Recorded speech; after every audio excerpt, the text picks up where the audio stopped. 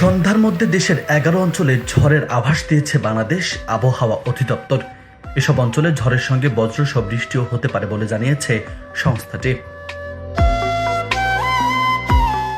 রোববার বাংলাদেশ আবহাওয়া অধিদপ্তরের আবহাওয়াবিদ মোহাম্মদ তরিকুল নেওয়াজ কবিরের দেওয়া নদী বন্দরের পূর্বাভাসে এ তথ্য জানানো হয়েছে।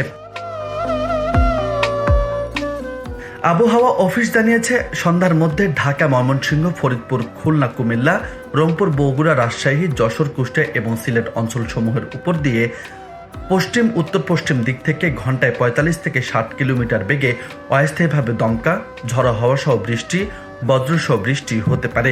এসব এলাকার নদীবন্দর সমূহকে 1 নম্বর সতর্ক সংকেত দেখাতে বলা হয়েছে। এদিকে রাজধানী ঢাকা সহ আশেপাশের এলাকায় বৃষ্টি কিংবা বজ্রসহ বৃষ্টির আভাস দিয়েছে বাংলাদেশ আবহাওয়া অধিদপ্তর। একই সঙ্গে ঘন্টায় 40 থেকে 45 কিলোমিটার বেগে অস্থায়ী ঝড়ো হাওয়াও বয়ে যেতে পারে বলে জানানো হয়েছে।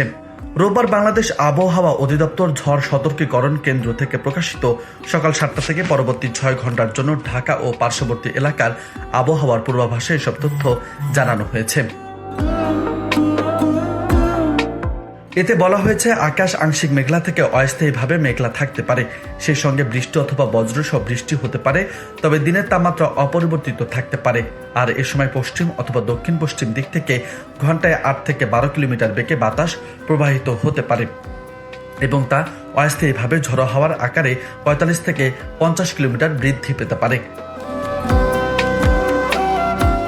পূর্বাভাসে আরও জানানো হয়েছে, সকাল 6টায় 26.6 ডিগ্রি সেলসিয়াস তাপমাত্রা রেকর্ড করা হয়েছে।